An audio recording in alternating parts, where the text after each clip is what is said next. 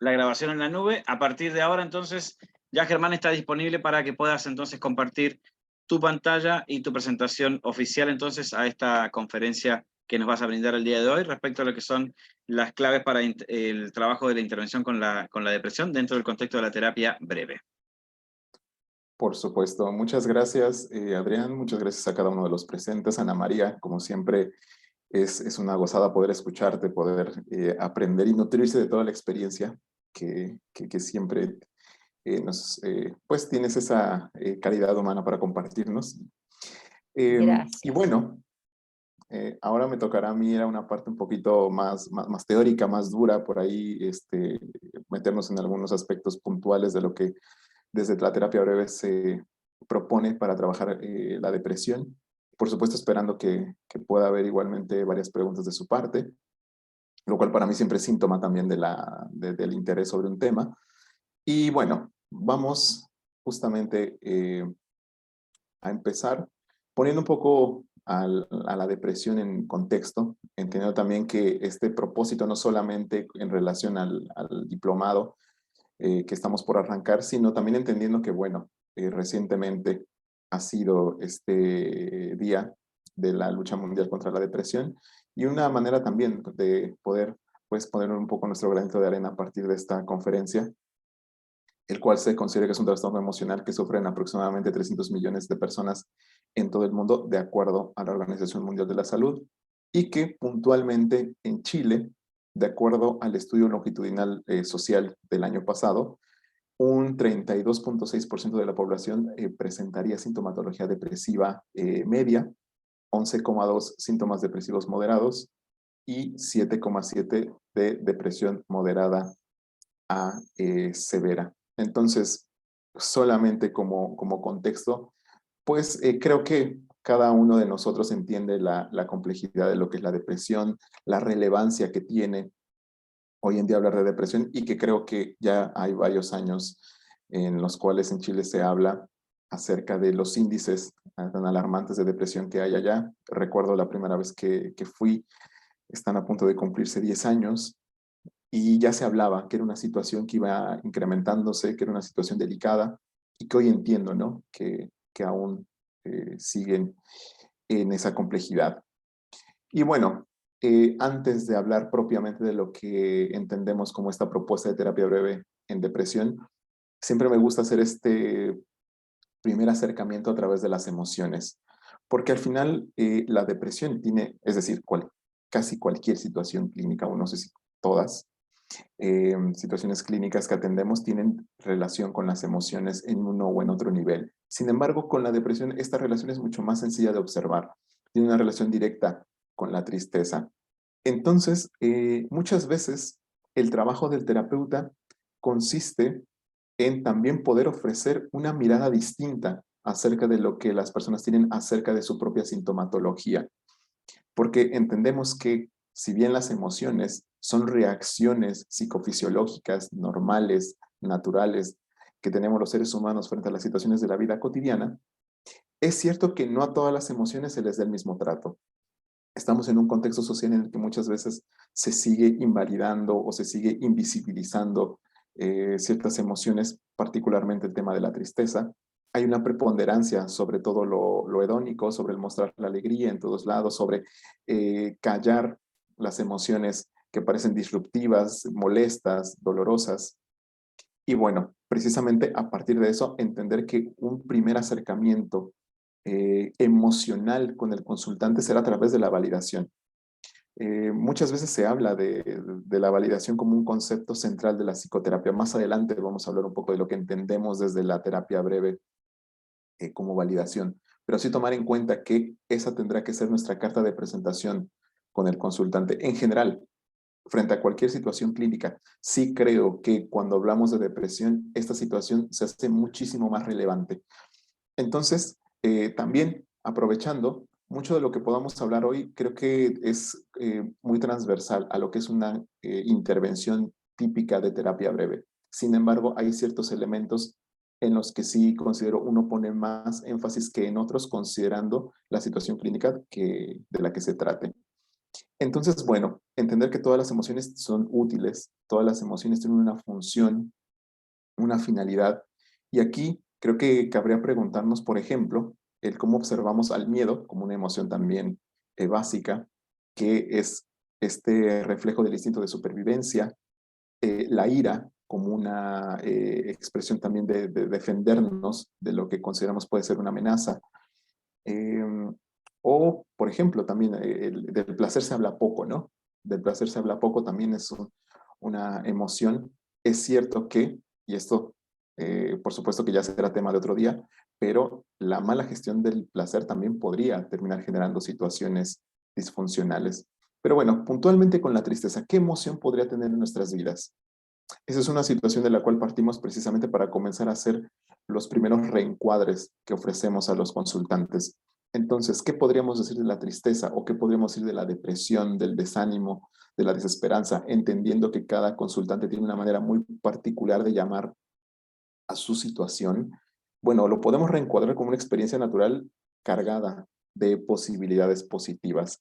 Es decir, si algo caracteriza a la terapia breve es este esfuerzo puntual de los terapeutas por buscar que las personas amplíen su marco de referencia o su sistema de creencias, su visión del mundo, en la que entiendo la tristeza o la depresión se ve como un obstáculo, se ve como una barrera prácticamente que no deja, que mantiene inmóvil a la persona, que no le permite ir hacia adelante. Y entonces, bueno, entender que esto puede ser una oportunidad precisamente para repensar sobre la propia vida. La pregunta que ustedes tienen ahí hasta abajo me hace muchísimo sentido.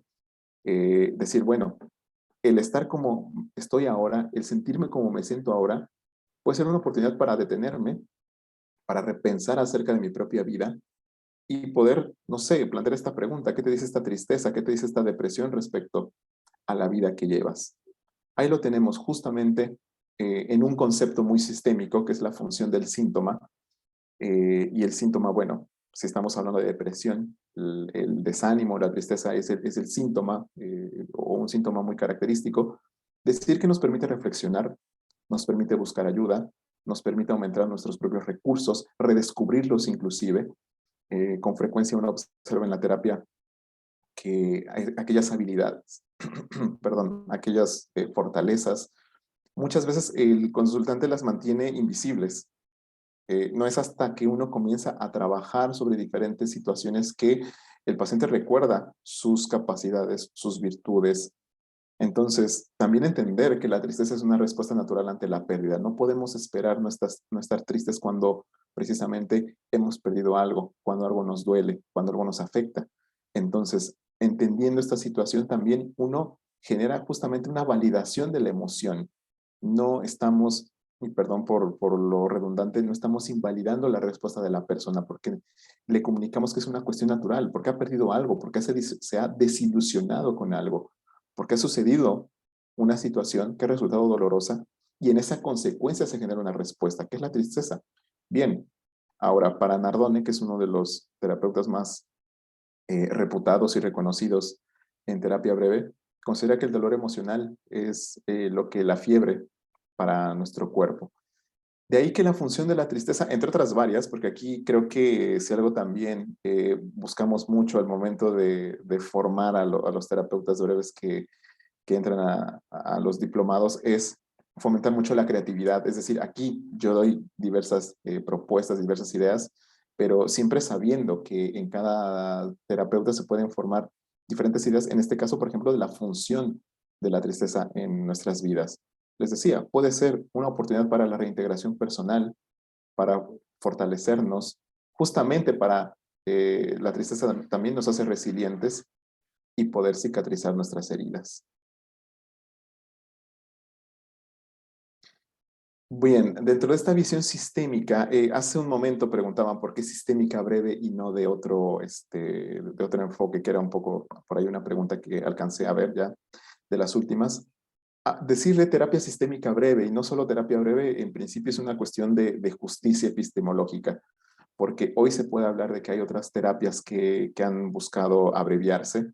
Hoy incluso se hablan de terapias psicodinámicas breves, se dice que las terapias cognitivas de tercera generación también buscan la brevedad. El tema es que es la terapia sistémica la primera que pone sobre la mesa la posibilidad de generar cambios en poco tiempo y a partir de una epistemología muy particular. Creo que decir terapia sistémica breve es una cuestión de justicia histórica, epistemológica, pero también justamente al principio del diplomado nos encargamos mucho de poder permear las ideas sistémicas, las ideas de cambio, de cómo funcionan los problemas humanos. Y a partir de ahí, por eso se habla mucho de lo sistémico. Por poner algunas ideas, en la teoría sistémica se habla mucho del cambio. Hay cambios que no generan cambios, pero hay otros cambios que sí que los pueden generar. Depende mucho de cómo cada consultante interactúa con su problema. Entonces, una de las grandes particularidades que distinguen a la terapia sistémica de otros modelos es que no nos enfocamos en cuál es el origen o el porqué de una situación clínica, el porqué de un problema. Observamos el cómo las personas interactúan con su problema, cómo funciona el problema. A partir de cómo funciona un problema, es por lo tanto en la forma en la que podemos intervenirlo. Y una de las grandes maneras que tenemos para entender cómo funciona un problema es a través de sus soluciones. Una pregunta clave, aquí adelantándome un poco, una pregunta clave de todo terapeuta sistémico y todo terapeuta sistémico breve en una terapia es preguntar al consultante cómo ha intentado resolver su problema.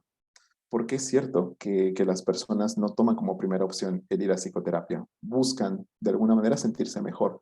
Ya sea en una situación de ansiedad, de depresión, de no sé, de control de la ira, lo que ustedes quieran. Bueno, a partir de entender cómo ellos han intentado solucionarlo, uno puede también tener mucha idea de entonces cómo está funcionando ese problema.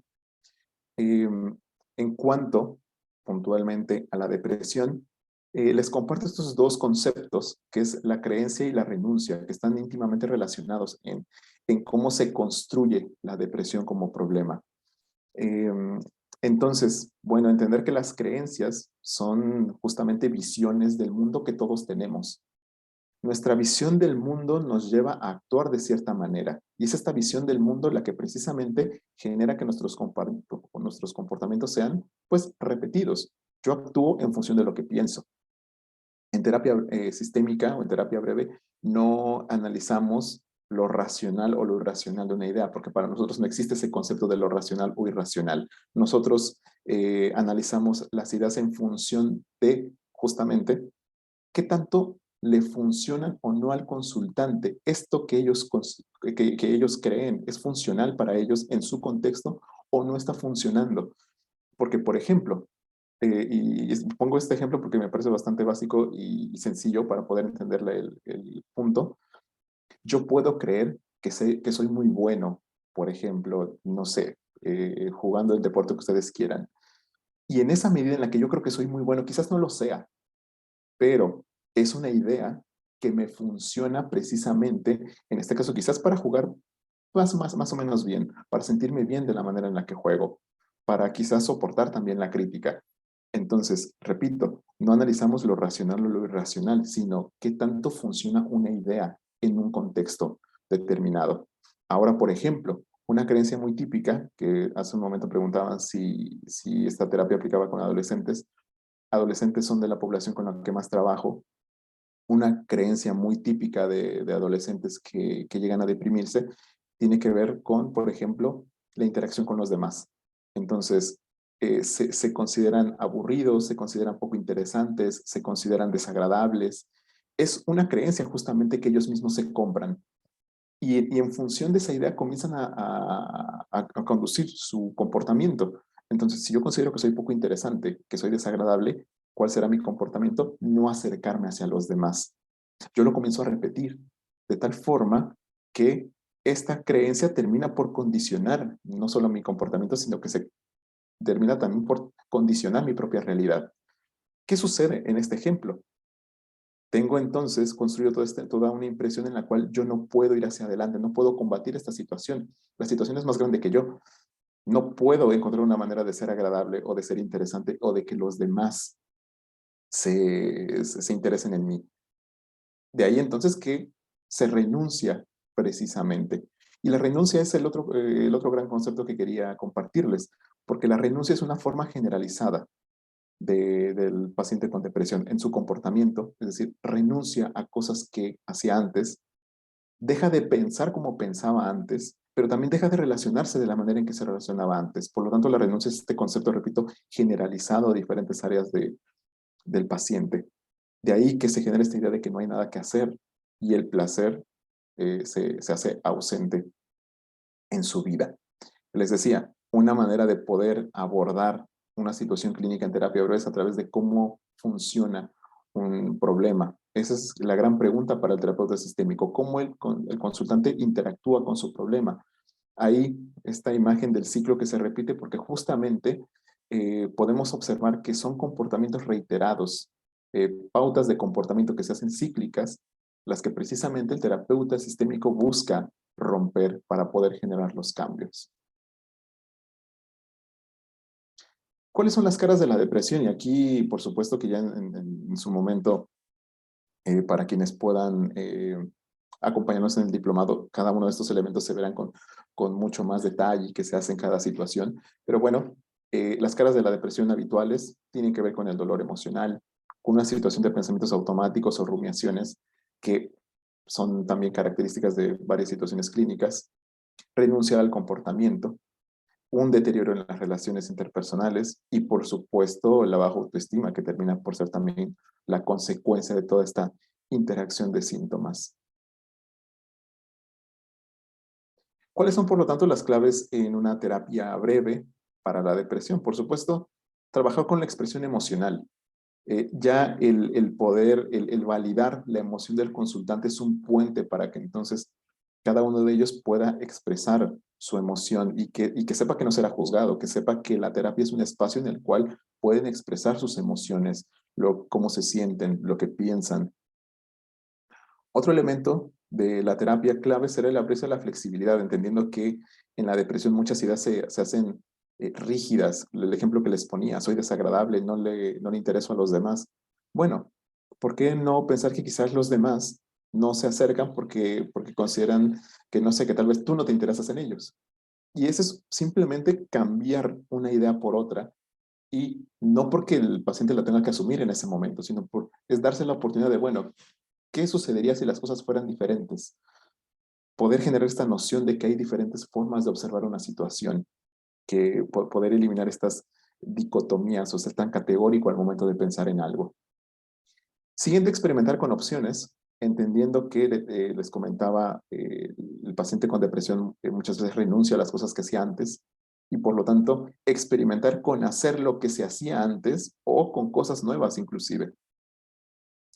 Redescubrir recursos, que también es otro elemento importante en cualquier psicoterapia, pero por encima de todo, o como piedra angular de todo esto, es la relación terapéutica.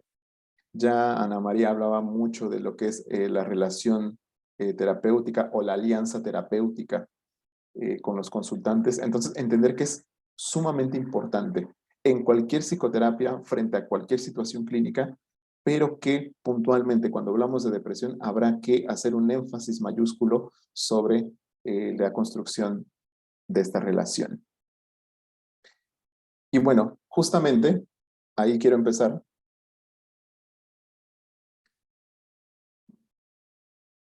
¿Cómo construimos el primer contacto con el consultante? Bueno, por supuesto, identificando el problema, el contenido del motivo de consulta, es decir, conociendo qué está sucediendo, tal cual. Comenzar a identificar los recursos, no porque tengamos que verbalizarlos en ese momento, sino porque uno como terapeuta breve se acostumbra a observar en el discurso del paciente cuáles son los recursos de los cuales me están hablando. Por ejemplo, hay un caso clínico que lo puse muchas veces, sobre todo al principio cuando comencé a trabajar con el instituto, y que era un adolescente con problemas para trabajar la ira, y que él comentaba que una de sus características como persona era que cuando algo se le metía entre ceja y ceja, nada lo podía detener. Y esto lo pongo como ejemplo de cómo uno va aprendiendo a identificar los recursos del paciente, porque cuando una persona me dice que cuando algo se le mete entre ceja y ceja y no hay quien lo pare, eso me está hablando de algo. Me está hablando de persistencia, me está hablando de perseverancia, me está hablando de ir hacia adelante. Entonces, a esto me refiero, con cómo uno se va acostumbrando o entrenando para poder, les decía, a través del discurso del consultante, poder identificar estos elementos y que uno eventualmente los ocupa en favor de la terapia. Una actitud y un comportamiento que fomenta una relación terapéutica de colaboración, les decía, partiendo de la validación como un elemento importantísimo, aceptando las comprensiones que tiene cada consultante de su situación como una representación válida de su mundo. Entonces, directamente aquí nos apoyamos de este concepto rogeriano, que a todo esto, e históricamente, Rogers en algún momento sí que tuvo bastante contacto con terapeutas sistémicos que aprendieron también bastante de sus visiones y viceversa. Y es, se me fue la palabra, la aceptación incondicional del, del paciente. Entonces, de lo que llegan a contarnos, de su discurso, repito, de cómo se están sintiendo, de cómo ven la realidad. Creo que una de las mayores situaciones por las cuales una terapia fracasa o por las cuales un paciente deja de acudir a una psicoterapia es cuando siente que está siendo juzgado. Y a veces no es lo que uno dice, sino cómo lo dice o incluso el tema del lenguaje no verbal. Poder, repito, comunicar que la terapia es un espacio en el cual el paciente se pueda sentir lo más cómodo posible. A partir de ahí uno construye el rapport. A partir de ahí uno también comunica empatía. Un concepto del cual se habla mucho, pero que creo que poco, sobre todo cuando uno recién empieza a ser terapeuta, nos hablan mucho de la empatía, pero poco nos enseñan a comunicar la empatía. Entonces, más que poner la empatía como este gran concepto, mi invitación sería a preguntarse, ¿cómo saben ustedes que son empáticos? ¿Cómo lo comunican? No solamente en la relación con sus consultantes, sino incluso en las relaciones por fuera de, ¿no? Y por supuesto un contexto comunicativo, también la terapia sistémica, una terapia muy basada en la comunicación, es decir, aquí puede parecer una obviedad lo que estoy diciendo, dado que es el lenguaje la principal herramienta del terapeuta, pero sí que en terapia breve se ha hecho mucho esfuerzo por encontrar estrategias comunicativas que sean efectivas y que precisamente permitan construir nuevas realidades para el paciente. Es decir, este tema de reestructurar pensamientos, de reestructurar visiones del mundo, bueno, en terapia sistémica sí que se hace mucho el esfuerzo por buscar maneras efectivas de poder generar esta amplitud en los sistemas en los marcos de referencia. Y, por ejemplo, en este caso, que el contexto comunicativo sugiera que hay algo que puede cambiar. A partir de ahí, uno de los elementos importantes en la construcción del espacio terapéutico y del primer contacto es poder construir una expectativa positiva de cambio. Bien, la alianza, lo hemos comentado, ¿no? Entonces, indagar acerca del problema. También otra de las peores cosas que uno puede hacer como terapeuta es asumir que todos los pacientes viven su problema de la misma manera. No sé, un paciente llega y te dice que tiene ansiedad generalizada, que tiene pánico, que tiene depresión, que es borderline. Y son cuestiones que, no sé, yo las cuento y muy internamente me parecen primarias, que uno lo aborde de cierta manera, pero cuando uno no está haciendo supervisión, cuando uno se entera de lo que sucede afuera con terapias y psicoterapeutas, uno se da cuenta que no es tan primario decir, no nos quedemos con los rótulos con los cuales llegan los consultantes, no nos quedemos con las etiquetas. Indaguemos qué es lo que sucede puntualmente en cada una de ellas. ¿Qué es eso que el paciente llama depresión? ¿Qué es eso que el paciente llama ansiedad? ¿Qué es eso que el paciente llama tristeza, no sé, desesperanza, etc., etc.? Indagar acerca de eso. Decía Ana María, uno como terapeuta breve es un terapeuta muy preguntón y tal cual. Esa es la actitud que uno tiene permanentemente de curiosidad, de conocer más acerca de la situación, porque eso siempre nos ayuda a hacer una mejor psicoterapia. ¿Qué síntomas, sensaciones, conductas, emociones, etcétera, relatos describen lo que el consultante llama depresión? Les decía, comunicar empatía. ¿Cómo comunico la empatía? Bueno, por ejemplo, a través de la validación de la narrativa personal, incluso subrayando la lucha de la persona contra la depresión. Entendiendo que una terapia breve no significa una terapia que va a prisa, no es una terapia en la cual presionamos al consultante para que vaya más rápido. Es una terapia que empezamos por pequeños pasos. Y aquí uno encuentra ciertas cosas que parecen medio irónicas o contradictorias, cuando uno dice, bueno, hay que ir con calma, hay que ir paso a paso, hay que ir por pequeños pasos. Eso no significa que la terapia se prolongue necesariamente, sino que estamos hablando de un método que permite, les decía, centrarnos mucho en la relación con el consultante, pero también generar que desde los primeros momentos de la terapia comiencen a generarse cambios.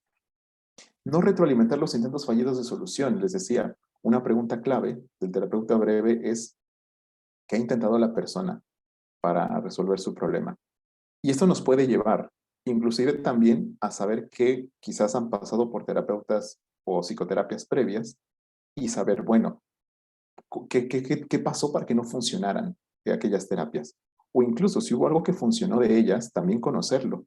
Entonces, de esa manera, evitar lo que no está funcionando, pero si en algún momento hay algo que nos puede servir de aquellas experiencias previas, por supuesto que también utilizarlo a favor. Otra cuestión, el optimismo que uno muestre debe tener directa relación con la experiencia del consultante, porque muchas veces también sucede, y esto entiendo que con el mejor de los propósitos, uno puede mostrar un optimismo como muy desbocado para con la terapia.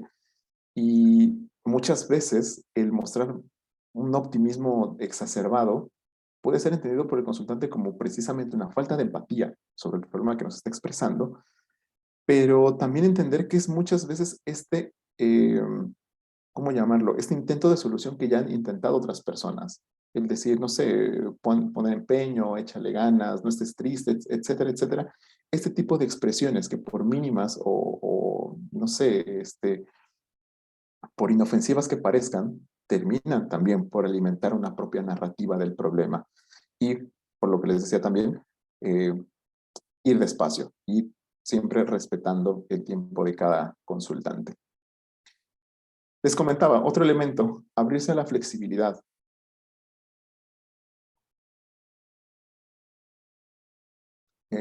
Bueno, ahí he puesto que abrirse a la flexibilidad inicia con la construcción de expectativas, pero lo cierto es que la flexibilidad empieza desde que uno valida la emoción, desde que uno habla de la depresión como una oportunidad de cambio, de mirar hacia adentro, de reflexionar sobre la propia vida. Este tipo de reestructuraciones, porque eso son reestructuraciones o reencuadres, ya son formas de comenzar a flexibilizar, les decía, todo un marco de referencia que es muy rígido. Eh, Ahora, cuando uno busca construir expectativas, esto lo dirigimos a generar un nivel de esperanza, por mínimo que sea, que también motive al consultante a participar del tratamiento. La pregunta del milagro, que es de las técnicas más conocidas en terapia breve, es justamente una manera de sugerir al paciente, bueno, imagina que, y si no mañana, porque esa es la premisa original, que se imaginen mañana sin el problema, pero no, ¿por qué no decir, imaginémonos, no sé, en un mes, en 2 meses, en 3 meses, con el problema, si no solucionado, sí aminorado. Imagina que te sientes un poco mejor la próxima semana, imagina que te sientes un poco mejor de aquí en un par de semanas. Bueno, ¿qué pasaría contigo? ¿Qué estarías haciendo que en este momento la depresión no te lo permite? ¿Cuáles serían los primeros pasos que comenzarías a dar? Este tipo de diálogo, este tipo de expresiones, son formas en las cuales uno comienza a construir una expectativa de futuro, un futuro distinto. Si se dan cuenta, en la esencia de lo que acabo de decir es directamente sugerir al consultante que se imagine un futuro en el cual el problema o no existe o no es tan intenso como lo es ahora. Y eso ya es una forma de buscar generar una expectativa positiva de cambio y decir, bueno, uno entiende que quizás uno le encantaría que los grandes cambios llegaran de manera inmediata, pero para que ellos lleguen, habrá primero que generar cambios más pequeños, ir a partir de esta ley del mínimo, del pequeño cambio, perdón. Por supuesto, también en la flexibilidad, se los comentaba, generar esta noción de que cuando uno hace cosas diferentes, se producen resultados diferentes.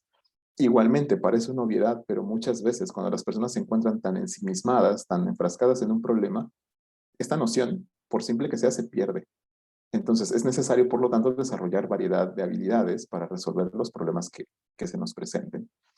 Podemos utilizar metáforas, reestructuraciones, y, por supuesto, todo esto con la finalidad de expandir, de ampliar el marco de referencia, que insisto, ¿no? Es la manera en la cual en terapia sistémica llamamos como a esta visión del mundo, a estos sistemas de creencias, etcétera, eh, los marcos de referencias. Justamente continuando con este asunto, que he mencionado ya este concepto antes de las reestructuraciones. Y bueno, reestructurar implica ofrecer un marco de referencia distinto, lo que les ponía hace un rato, ¿no? El hecho de decir la depresión como una experiencia negativa que me inmoviliza, que me tiene paralizado y prácticamente indefenso frente a lo que hay en el mundo, decir, bueno, puede ser una oportunidad para reorganizar mi propia vida, para hacer cambios en mis relaciones, en, no sé, en lo que estoy haciendo en este momento, en el, no sé, en la escuela, en el trabajo, etcétera, etcétera. Eso ya es una reestructuración. Lo que les decía, bueno, pasar de que un chico piense, no se le acerque a sus compañeros porque considera que es desagradable y sugerirle, bueno, quizás no se te acercan porque consideran que tú los estás, no sé, rechazando. Decir, bueno, eso es una reestructuración. Por supuesto, algunas pueden costar más trabajo que otras. Nunca olvidar que antes de reestructurar, validar es siempre el principio, generar también este espacio de expresión emocional. Si uno reestructura antes de validar, puede justamente generar el efecto indeseado, en el cual uno es como si rechazara la idea del consultante y pareciera que uno impone la nuestra. Pero no, repito, primero validamos, permitimos este espacio de expresión emocional y bueno, eventualmente reestructuramos. La validación la logramos a través de la escucha activa, la aceptación incondicional del consultante. Nos podemos apoyar en las paráfrasis. Las paráfrasis siempre son una forma en la cual es una forma de metacomunicación. ¿Cómo le comunicamos al consultante que estamos atentos a lo que nos ha dicho, que estamos interesados en lo que nos dice, que estamos justamente prestando atención y entonces a partir de la paráfrasis hacemos una devolución y que permitirá o que el paciente nos diga, sí, es cierto, me has entendido bien o así son las cosas, o que nos clarifique, porque quizás no entendimos bien, porque quizás algo se nos pasó, porque quizás no es lo que ellos nos querían dar a entender. Entonces, también repito, las paráfrasis son una forma de generar este, este, esta relación, de comunicar empatía, y al mismo tiempo son elementos que conforme se van conjuntando y se van sumando uno con el otro, refuerzan la relación terapéutica. Ahí el corrígeme si me equivoco, que es una expresión muy típica de Nardone con la cual parafrasea. Y también las reestructuraciones pueden ser como tareas. Entonces, ¿a qué me refiero con eso? Es decir, uno puede directamente sugerirle algún tipo de reestructuración al consultante y que la piense en los próximos días. No sé, justamente otra vez hablando del tema de adolescentes. Muchas veces el tema de la relación con los demás, ya sea la figura de la pareja o de los amigos, termina por ser una cuestión que afecta bastante en el ánimo. Entonces, por poner un ejemplo de cómo podremos utilizar una reestructuración como tarea, en algún momento he atendido adolescentes que se deprimen directamente porque, no sé, porque ha terminado una relación de pareja. Y muchas veces una relación que ellos, cuando la analizan, saben que pudo haber sido injusta muchas veces, o a veces sin ser injusta, simplemente en algún momento ya no encajaron o ya no compartieron intereses. Entonces es bueno poder hablar acerca de esta situación, de, bueno, qué tanto a ti te puede dar el continuar en una relación injusta, en una relación en la que no obtenías lo que dabas, que no comparte tu concepción acerca, no sé, de la pareja, del amor de pareja, etcétera, etcétera. Y este tipo de, de diálogo, pedirle al paciente que lo piense durante la semana. Es decir, hemos hablado de diferentes cosas en la sesión. Me gustaría que en estos días puedas pensar acerca de lo que hemos estado conversando. Incluso que puedas añadir ideas nuevas. Entonces, no solamente son situaciones que se conversan puntualmente en en el espacio de la terapia, sino que también son formas en las cuales uno sugiere que estas ideas el consultante pues les vaya dando la vuelta durante una sesión y otra. Les decía, partimos de esta cuestión en la cual los consultantes tienen recursos. Es, ¿por qué no decirlo?, un prejuicio del cual partimos como terapeutas breves. La persona que tengo enfrente tiene algún recurso, alguna virtud, alguna fortaleza, yo no sé cuál o cuál es, pero precisamente la terapia se trata de eso, de descubrirlo. Hacer preguntas de afrontamiento son formas en las cuales podemos indagar sobre recursos, buscar excepciones. Son preguntas que extendemos a lo largo de todo el proceso terapéutico, es decir, hacemos en un principio, pero las vamos repitiendo conforme va avanzando el proceso. Hace un momento también preguntaba, me parece que era Catherine, no recuerdo bien, que bueno, ¿qué hacer si el consultante desea hablar del pasado? Por supuesto que al final, una terapia breve se construye mucho de lo que para el paciente tiene sentido trabajar. Y si para ellos tiene sentido hablar del pasado, bueno, podemos permitir, por supuesto, hablar de eso. Por ejemplo, lo mencionaban recién, hablar de un trauma o un trauma complejo es inevitable sin tocar cuestiones del pasado. Y muchos aspectos de la depresión también serían muy complicado no abordarlos desde una mirada hacia el pasado. Entonces, sin embargo, hablar del pasado también es una posibilidad para hablar de recursos, de historias de éxito. Y si no son historias de éxito, si son historias, no sé, llamémosle de fracasos para no entrar en eufemismos, de complicaciones, de dificultades, bueno, entender que las historias incluso de fracaso, de dificultad, etcétera, también guardan en sí misma oportunidades para descubrir cómo han hecho las personas para salir de eso, para sobrevivir a las dificultades, para levantarse de los fracasos. Entonces, repito, hablar del pasado también tiene esa oportunidad de poder encontrar historias, recursos de afrontamiento. Más preguntas que pueden permitir desarrollar estas posibilidades. ¿Cómo has hecho para enfrentar esta tristeza? ¿Cómo has hecho antes? ¿Cómo haces para lidiar con tanto malestar? ¿Cómo has logrado que esto no se ponga peor? ¿Qué haces cada vez que estás a punto de colapsar? ¿Qué cosas te han funcionado mejor? Si uno observa esta categoría de preguntas, uno puede identificar inmediatamente que buscan eso, poder eh, identificar justamente cuáles son los recursos con los cuales cuenta la persona que tenemos enfrente. Y bueno, si bien una terapia breve en depresión, por supuesto, sigue todo una estructura, etcétera. Bueno, el espacio de hoy ha sido una oportunidad para hablar sobre todo de las claves. Ya he dado las claves que no solamente a mi juicio, sino el de lo que es una terapia breve, son importantes para trabajar con la depresión. Y bueno, concluyo con esta, que es el experimentar con opciones. Es decir, hacer algo diferente produce resultados diferentes. Y es que el experimentar con opciones es prácticamente la médula de lo que es una terapia breve. En su momento, y por eso hablo mucho del aspecto histórico o epistemológico, hay que pensar en la terapia sistémica como una terapia que nacía como una propuesta cuando predominaban las terapias psicoanalíticas, eh, mucho más, pero ya había terapias cognitivas, ya había terapias humanistas, y entonces la terapia sistémica surge como una nueva alternativa.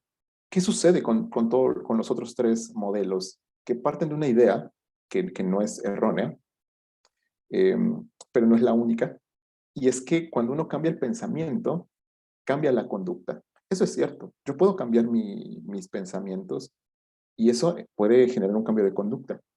Eso, por supuesto. Sin embargo, no siempre un cambio de pensamiento puede cambiar la conducta. Pensemos en una persona que fumas.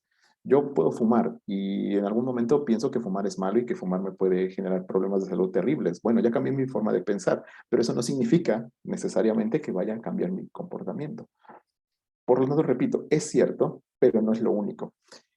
¿Cuál era la idea de la terapia sistémica? Decir, bien, el cambio se puede dar en el sentido contrario.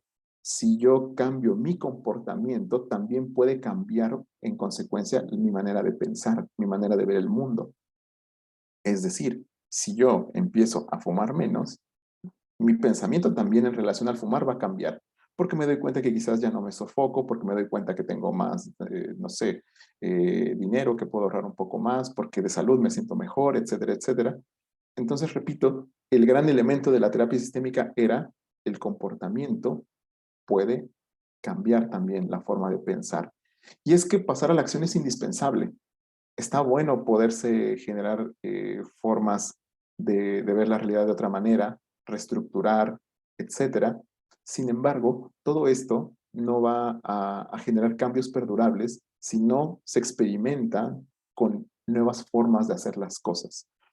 Entonces, en algún momento, y en terapia breve lo hacemos prácticamente desde el principio, buscamos que los consultantes comiencen a hacer cosas diferentes.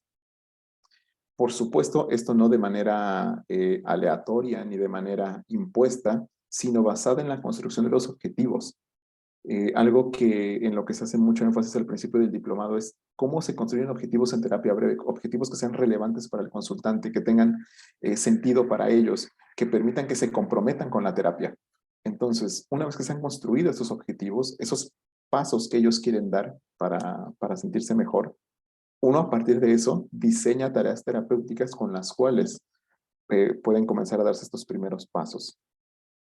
Siempre, repito, partiendo de pequeños objetivos y que, bueno, justamente permiten este concepto tan utilizado hoy en día de activar conductualmente al consultante y que, bueno, comparto una tarea terapéutica que utilizamos mucho en terapia breve de la depresión y que justamente parte de esta idea de los pequeños pasos también para no quedarme solamente en esta retórica.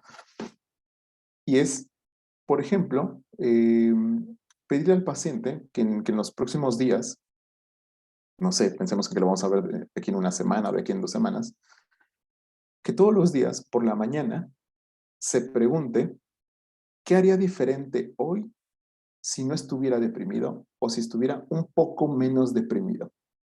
¿Qué cosas haría? ¿Qué cosas volvería a hacer? ¿O qué cosas retomaría? ¿O qué cosas nuevas? Es decir, que haga una lista todos los días, repito, por las mañanas, ¿qué haría hoy distinto si estuviera menos deprimido? Hace una lista y que elija una sola cuestión, la más pequeña, y que la lleve a cabo. Por más pequeña que sea, no importa lo pequeña o, y pongo entre comillas, irrelevante que pueda ser, que la escoja y que la lleve a cabo. Y todos los días que se haga la misma pregunta y que elija una cosa diferente. Y que entonces precisamente en esta tarea terapéutica uno lo que busca es que desde el principio el propio consultante se permita, se habilite para pensar en sí mismo sin el problema o con el problema no tan intenso. Que justamente piense en qué situaciones ahora no estoy haciendo, pero me gustaría volver a hacer y que a partir de ahí ellos mismos sean quienes escojan la que más sentido les hace y que, repito, sea una actividad pequeña, que no genere mucho esfuerzo, porque también podemos caer en el error de mandar alguna situación muy grande, el consultante no la hace y se siente peor. Entonces, justamente a partir de eso, estamos hablando que en el mejor de los casos las personas llegan con 7, 14 cosas distintas que hicieron entre 1 o 2 semanas. Lo interesante de todo esto es que la más de las veces los consultantes no hacen una cosa distinta al día, hacen 2, hacen 3. Y quizás siguen con el ánimo bajo entre una semana y otra, pero no son los mismos. Han comenzado a observar diferencias. Se han dado cuenta que cuando hacen algo, por pequeño que sea, distinto, también se pueden sentir distintos. Entonces, bueno, dejar ese ejemplo para compartírselos. Y bueno, terminar con esto. La terapia breve también se basa mucho en identificar eso que está funcionando y repetirlo. Entonces, frente a los primeros cambios que se vayan generando en una terapia breve, visibilizarlos. Esto es una tarea del terapeuta, ayudar al consultante a que identifique esos cambios que se están generando, reflexionar acerca de ellos, qué han puesto de su parte, cómo se están sintiendo, qué dice de ellos, reforzarlos y, por supuesto, continuar, buscar nuevos pequeños cambios. nada, espero que hayan sido, no sé cuánto nos tardamos, pero que hayan sido minutos interesantes de utilidad para todos ustedes. Dejo mis formas de contacto, tanto una informal como el Instagram, por tanto una más formal como el correo. Por supuesto, invitándoles a todos a que puedan acompañarnos en nuestro diplomado que inicia en marzo, justamente y prácticamente en 2 meses, terapia sistémica breve, en el cual ya vieron es una malla muy completa, muy amplia, desde las bases de la terapia breve, desde la médula de la terapia breve, ansiedad, depresión, duelo, trauma, etcétera, hasta propuestas más novedosas, trauma complejo, eh, trastorno límite de la personalidad, abuso sexual, ya lo vieron, hipnosis. Entonces, una malla en la cual hemos trabajado mucho y lo hacemos así cada año. Y por supuesto, siempre pensando en que pueda ser una formación a la altura de sus expectativas. Agradecerles. Y nada, si hay preguntas, por supuesto que con todo gusto. Ya, Germán, estamos ahí ya en el último tramo y vamos a ver, bueno, hay muchísimos agradecimientos también para ti, muy buena la presentación y la información también. Algo corto que pregunta Camila, si podrías volver a explicar o profundizar sobre cómo llevar a cabo el optimismo en la alianza terapéutica, ya que suele ser un tema muy complejo en la depresión. Si es que puedes ahí ampliarnos en esa partecita. Claro, claro. Sí, les comentaba que el optimismo va en función de justamente el optimismo que nos muestra el consultante. Y esto no significa que nos hagamos pesimistas necesariamente. Yo no quiero abrir como de repente, ¿no? Como ciertos baches que después no voy a poder cerrar, pero ¿a qué quiero ir? A que en muchas ocasiones el terapeuta se muestra más motivado que el propio paciente. Y esto no puede hacer que la terapia funcione, porque quien necesita estar, es decir, uno como terapeuta también tiene que tener cierto nivel de motivación, pero la motivación que importa es la del consultante y no tanto la nuestra. Entonces, si estamos frente a un consultante que nos muestra claramente abatimiento, que no tiene ganas de hacer nada, que nos dice que todo está terrible, puede ser contraproducente que yo muestre un optimismo muy exacerbado, porque a través de mi discurso, a través incluso de mi lenguaje no verbal, yo puedo de alguna manera generar esta sensación de invalidar el momento actual del paciente. No porque yo lo quiera hacer así, les decía, entiendo que muchos de estos discursos terapéuticos son desde la mejor de las intenciones, pero en comunicación humana, y que eso lo vemos al principio del diplomado, todo comunica. Por lo tanto, muchas veces este tipo de discursos pueden generar eso, que el paciente sienta que se está invalidando su discurso. Por eso, frente a un paciente, repito, que muestra total desesperanza, abatimiento, es decir, validar eso que ellos nos están comentando y decir, claro, es una situación difícil, entiendo que no tengas ninguna esperanza en esto. Yo me sentiría exactamente igual, entendiendo que he pasado, no sé, por terapeutas, por fármacos, porque intenté una cosa, la otra, porque no te sale. Qué difícil debe ser es decir, poner esperanzas en todo esto que está iniciando. Te propongo ir paso a paso y entonces uno va en relación a eso. Ya no vi quién preguntó, pero Camila, sí te he ayudado un poco con esta respuesta.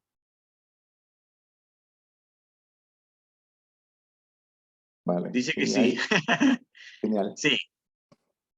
Si preguntan si este modelo es aplicable en psicología educacional, y Silvia, absolutamente. De hecho, la terapia breve está constituida de tres, como digamos, tres vertientes o tres caminos. Uno de ellos nace en el trabajo social, se aplica justamente mucho en instituciones tanto de apoyo social, educativas, penitenciarias. Entonces, sí, completamente la respuesta es sí, Silvia. Gracias por los comentarios. Sí sirve también para trabajar en la autoestima. Justamente la conferencia pasada con Jimena era trabajar en la autoestima a partir de la hipnosis. Por supuesto, la podemos trabajar desde diferentes formas. Lo de Jimena es una propuesta, por supuesto, desde la hipnoterapia. Así que nada, si le puedes dar una revisada a ese video, yo creo que te puede dar muchas ideas. ¿Cómo ayudar con la desesperanza y falta de motivación hasta para comer y ir al baño sin caer en la invalidación que mencionaba recién? Bueno, una forma de no caer en la invalidación es justamente eso, ¿no? Poder permitir, te decía, que haya un espacio de expresión emocional, que el consultante sienta que puede hablar todo eso que le nace, de cómo se siente, de lo que piensa. Lo comentaba, ¿no? La escucha activa, las paráfrasis, las preguntas que uno hace para clarificar que si estamos entendiendo bien la situación. Esas son formas en las que uno ya genera esta validación, esta, incluso comunica esta empatía, Jocelyn. Ahora, el cómo ayudar puntualmente con la desesperanza, con la falta de motivación, te decía, se construye a partir de lo que hemos hablado después, ¿no?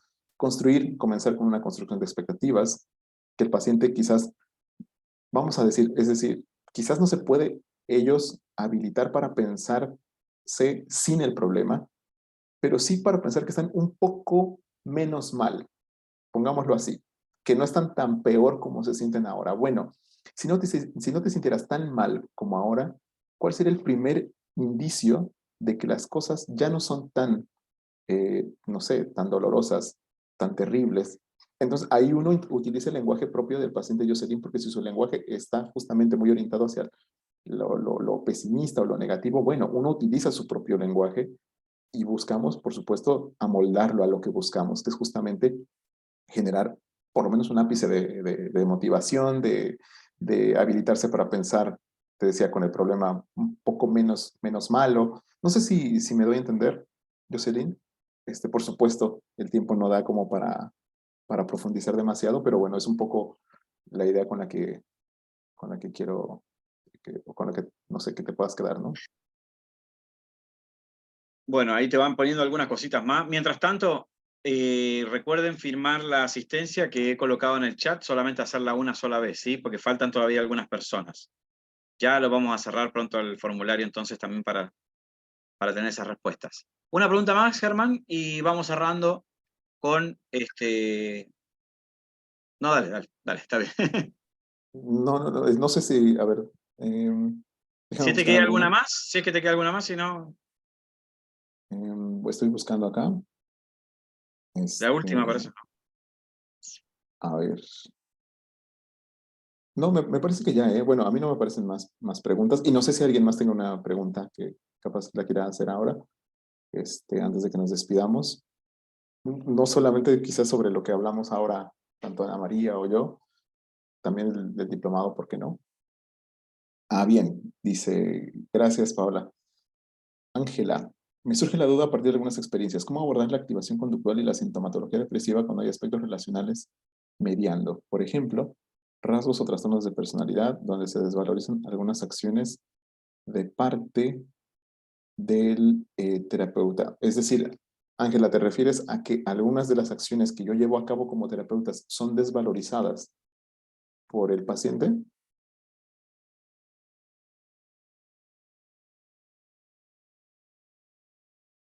Ya como, no sé, como minimizando nuestro trabajo o algo así, ¿no? Gracias, Lucy. Bien, Bueno, estamos.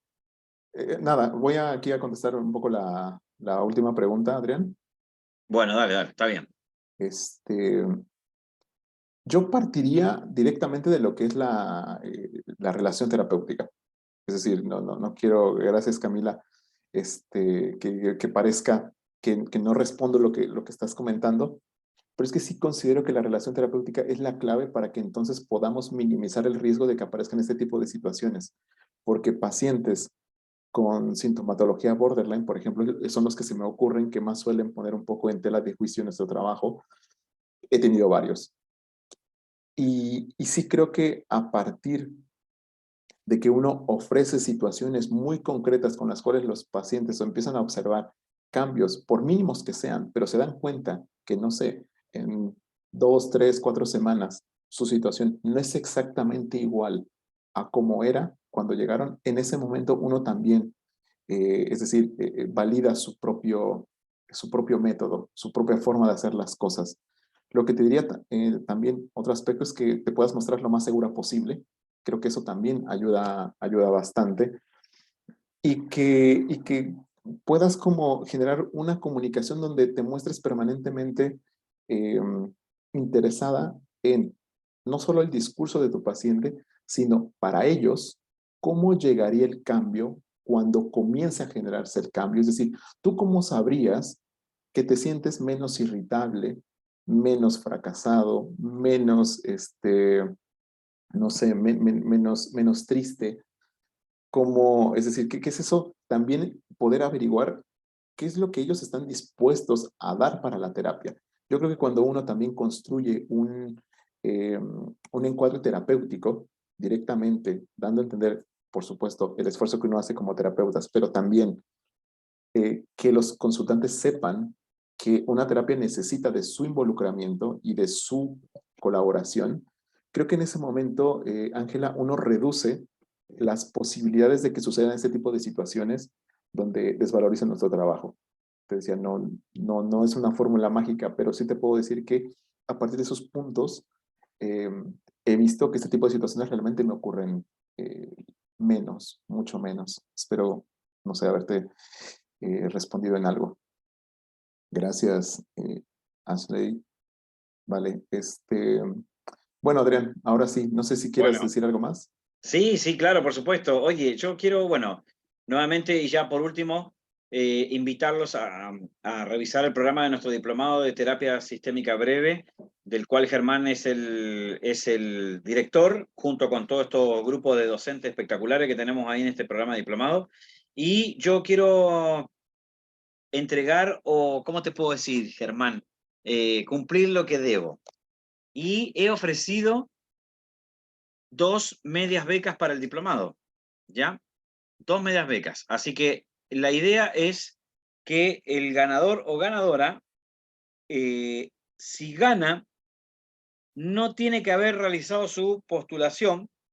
Y segundo, que diga puedo participar o no puedo participar, ¿me entendés? Porque si no, vamos a darle el premio a alguien y luego no va a poder participar y vamos a perder. Entonces, mejor que diga honestamente, sí puedo ir, no puedo ir. La media beca significa que si el arancel vale 90, vas a pagar, ¿cómo se llama? 45.000 pesos mensuales por los meses que corresponde, que son 8 meses, ¿sí? De todas maneras, igual todos esos números y todas esas cosas, después uno las puede mandar por escrito, no hay problema con eso. También comentarles que la grabación de esta sesión